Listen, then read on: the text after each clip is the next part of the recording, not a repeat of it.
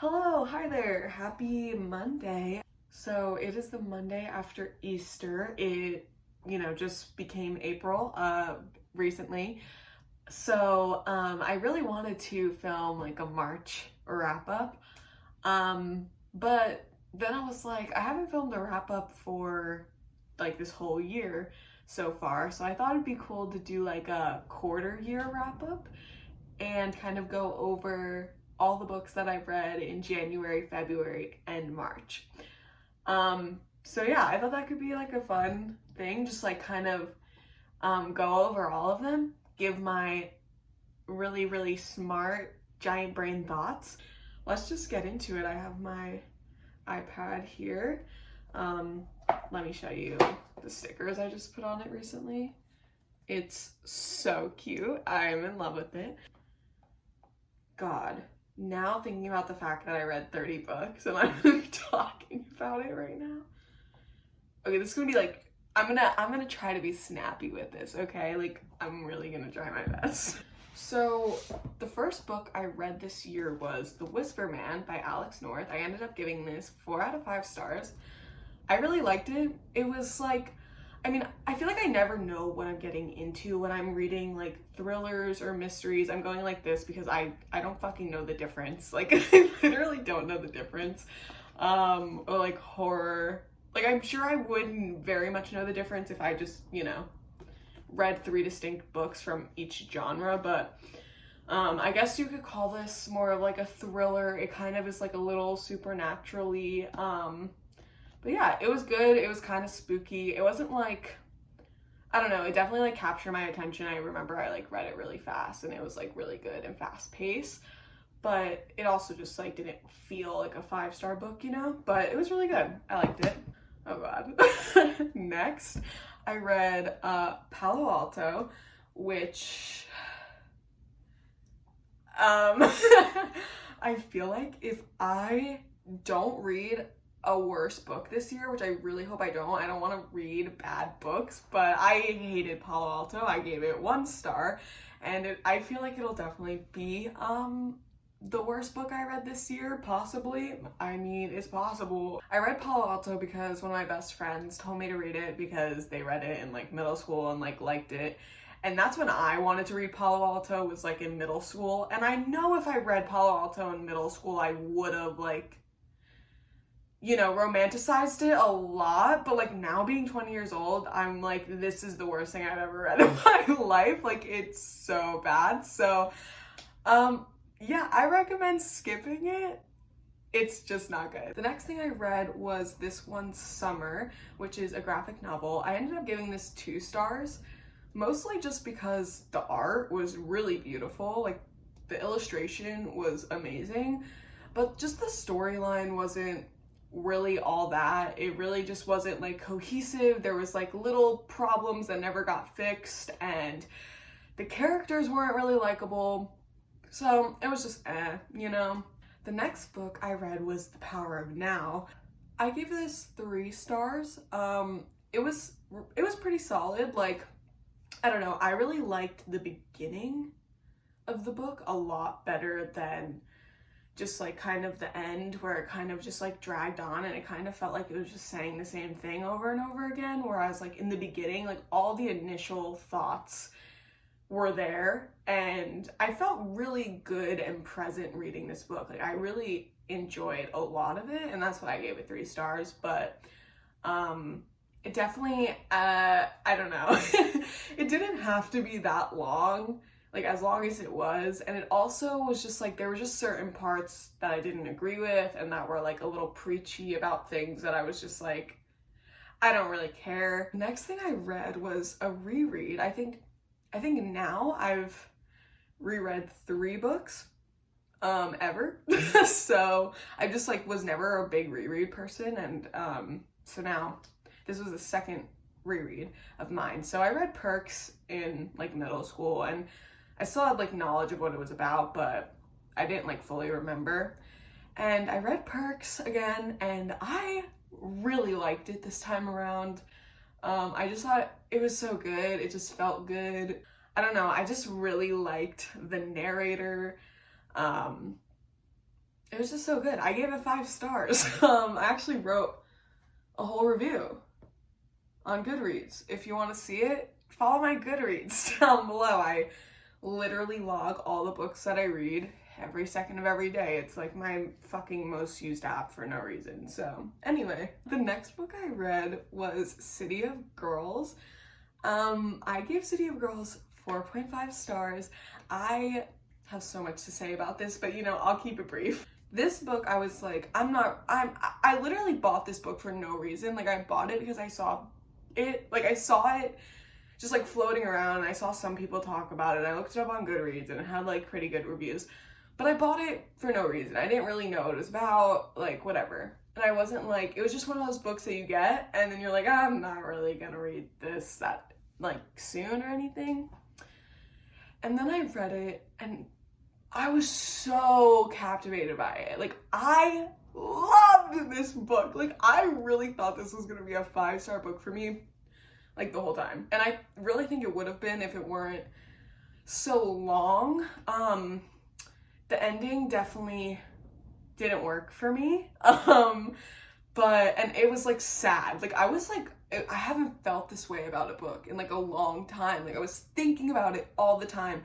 I was like, if there were like characters that disappeared, I would like look ahead to see if their name would show up again, because like I was just so invested. God, it was so good until like the ending. But I gave it 4.5 stars because like I really liked that book. I just had a really good time. I would still really recommend this book even though the ending wasn't my favorite. It still feels worth it to me. The next thing I read was the comic Heavy Vinyl. This comic was so good. I gave it 5 stars. It was so good. I realized I haven't been talking about what any of the books are about. Sorry. Basically, the comic's about like this girl band in the 90s and they work at like a music store and they're all queer, and it's literally so good. It's just so good. It's 5-star worthy. The next thing I read was A Good Girl's Guide to Murder, which I gave 4 stars. It's technically a young adult book, but it really didn't read like young adult. I mean, it did in the sense that it was an easy read. This book was really good. I really liked it. It was a really fun YA mystery. So it was a solid 4 stars. When I was like going to rate it, I was like, should I rate it 5 stars? Because there's really nothing wrong with it. Like, there was nothing wrong with it. Like, I really did like it. But I ended up giving it 4 stars because it's just what had to happen. Like, it's the natural order of life. Like, I don't really have reasons for all of this sometimes. It's just how I feel. The next thing I read was the comic Snot Girl. I gave this 2 out of 5 stars. Snot Girl's so pretty, but like it's so dumb. Like, I'm so sorry. I wrote a review on Goodreads for Snot Girl because I was just so upset that the illustration in Snot Girl is just like so beautiful. Like, the art style is just so cool, and the substance of what's going on is just like zero. Like, zero. Like, I gave it 2 stars because of the illustration. Like, that's it. And it makes me bothered because I want to get the other ones just because it's so pretty. Like, I just love the style of the illustrations, but it sucked, to be honest, and I kind of knew that was gonna happen. I heard not good things about it, and you know what I did? I bought it anyway. Next, I read Long Way Down. I gave this 3.5 stars. I really enjoyed the book. It was written in like a poetry kind of form as opposed to like, you know, prose, and it was cool. I expected more, I'm gonna be honest, and I feel like a lot of people, like everyone that has read this has given it like 5 stars. And it's not that I don't think it's good, it just didn't give me like a 5-star feeling. I don't know, I had like really high expectations for it because everyone that I saw like reading it was giving it like 5 stars.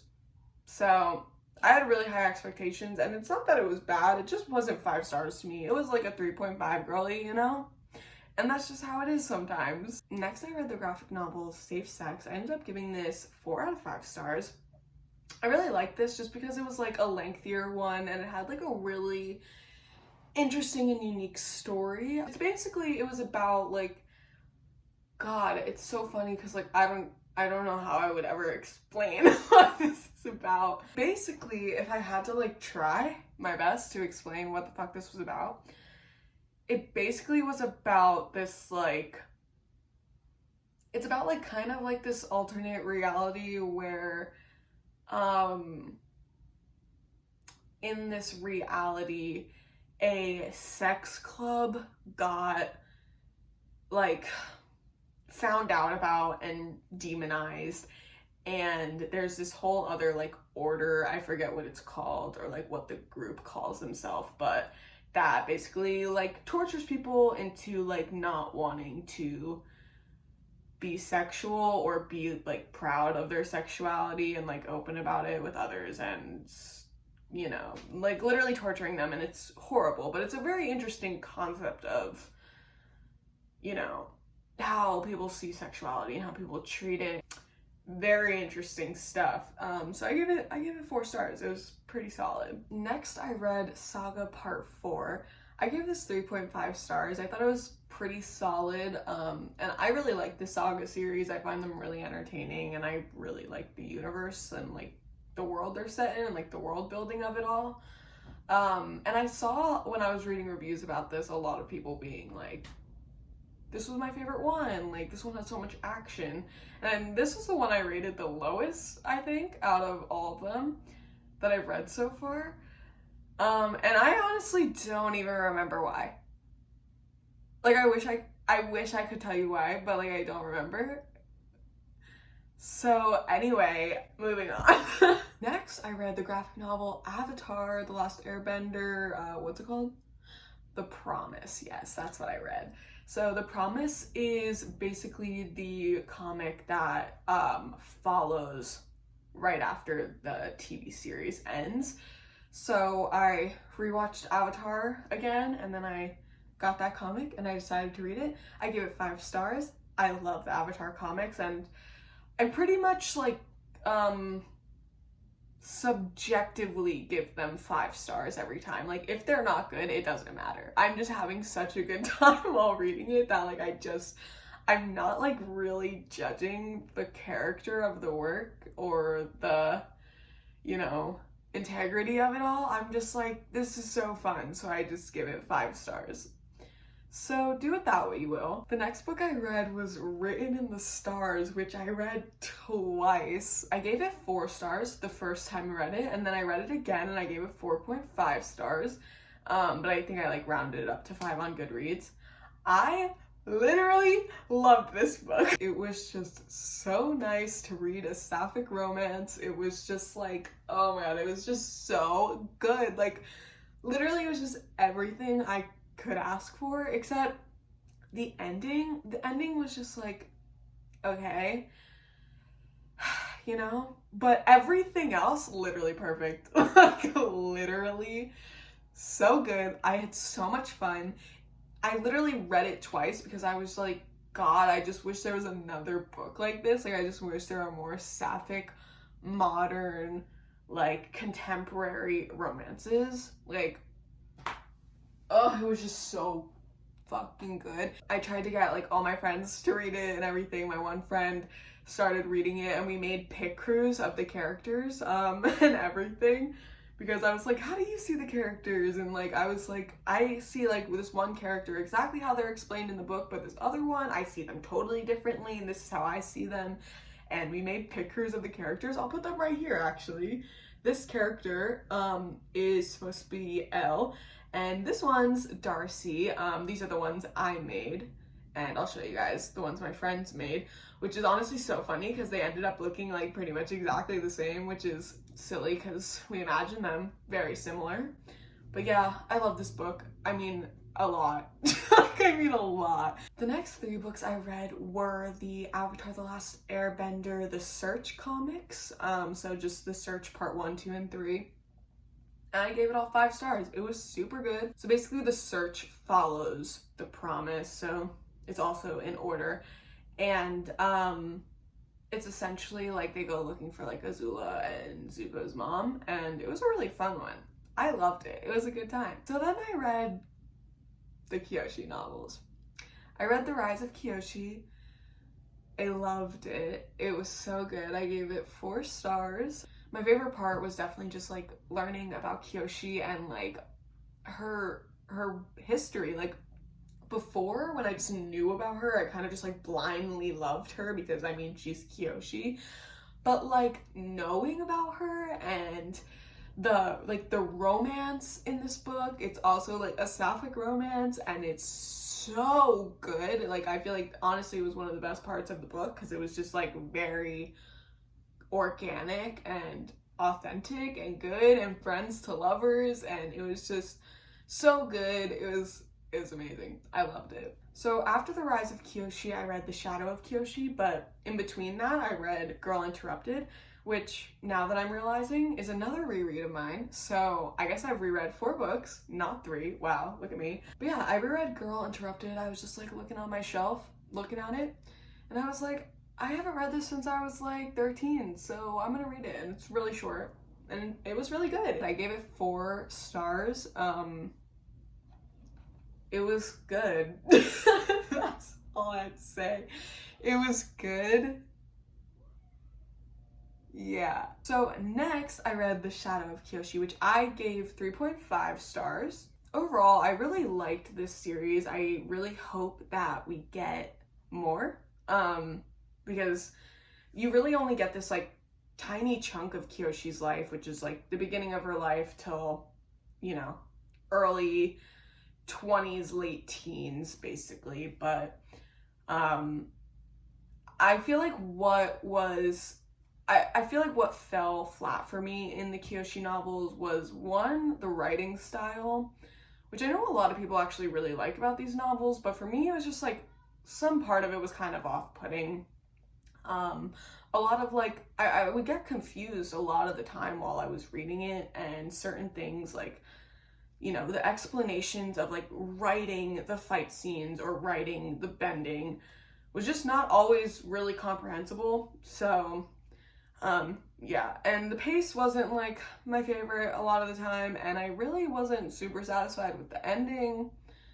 But, you know, that's just me. Overall, I really did like the Kyoshi novels, but they weren't like, I don't know, they weren't 5 stars for me. I'm gonna be honest. Next, I read My Year of Rest and Relaxation. I was dying to read this book as soon as I heard about it, and it was talked about all over BookTube and in every book community possible. It was just such a hit. And it, you know, it was kind of like people either loved it or hated it, you know? And I get both sides. I ended up giving this 5 stars because, like, I mean, like, I'm really this book's prime audience. Like, I gave 5 stars to the Bell Jar, okay? So, like, 2 times. Okay, anyway. Yeah, I mean, I'm gonna be honest, I fucking loved this book. I fucking loved it. And so many people, when I was reading reviews, so many people were like, I hated this book. It's just like so stupid. Like this girl just like sleeps all the time. And I'm like, no, like you don't understand what's so nuanced about it. Like it's, you know, I mean, I'm sure you know what it's about, but essentially it's just about like this girl who's like going through, she's grieving, and she has depression, she's dealing with her mental illness, and she is not a likable character, and she's so fun and interesting to read to me, like, even though she was so unlikable, because it was just so interesting being in her head and in her mind space, and like, it was just something like I've never read before, and I just really liked it. I liked the of it all. You know? Next, I read Crush by Richard Seekin. Crush is a poetry anthology book by Richard Seekin, and it's so good. I gave it 5 stars, and like I really just like can't even like explain myself.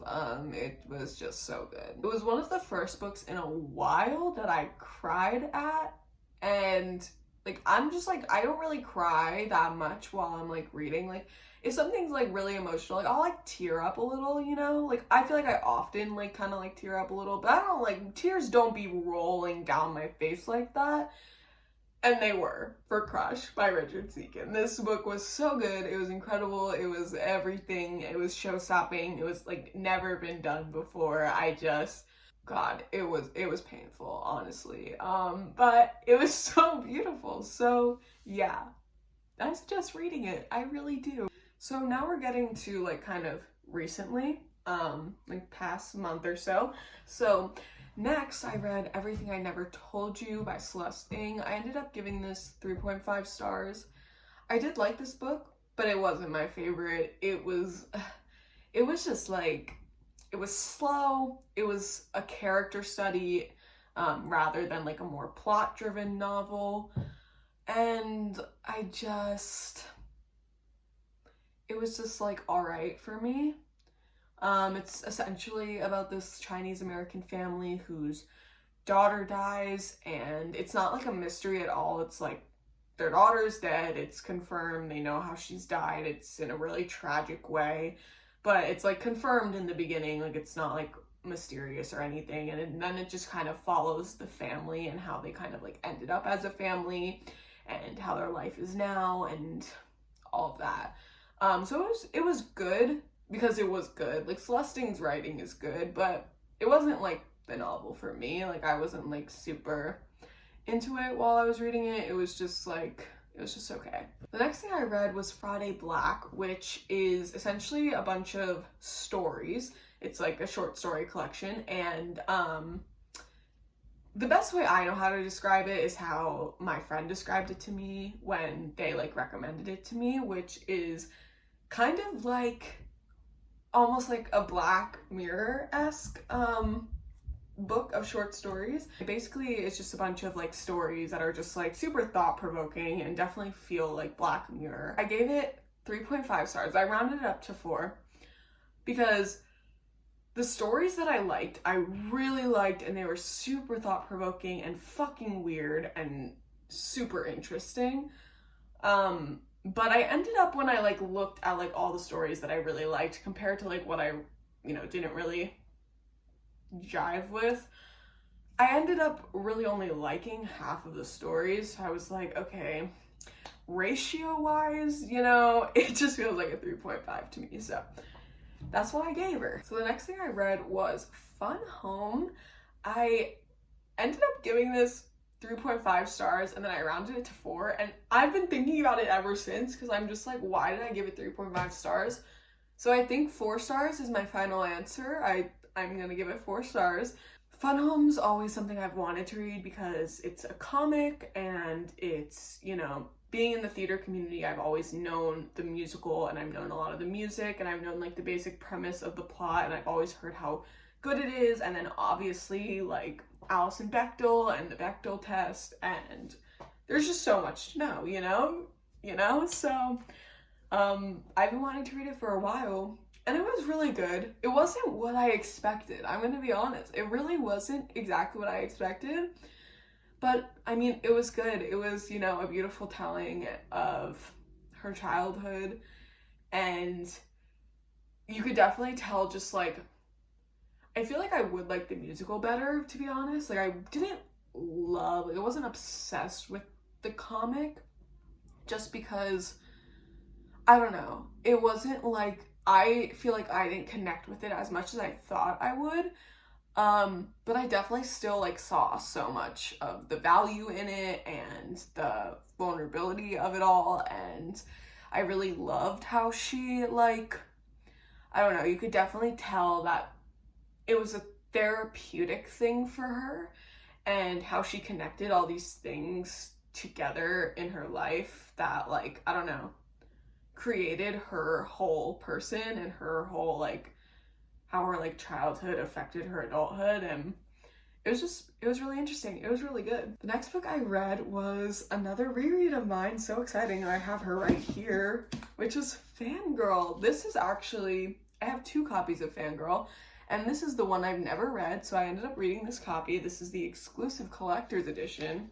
It has these really cute illustrations, like, I can't, it's just like so perfect, and the cover like looks like this. It has a little coffee with Kath's name on it.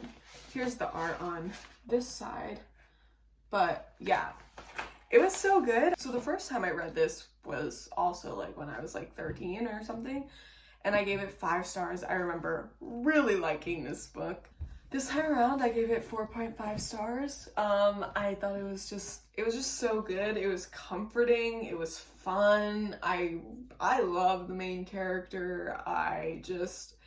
Everything about it is just like really, it's just a comfort read, you know? And I feel like people who like this book really agree with that sentiment, that it's just like a comfort read.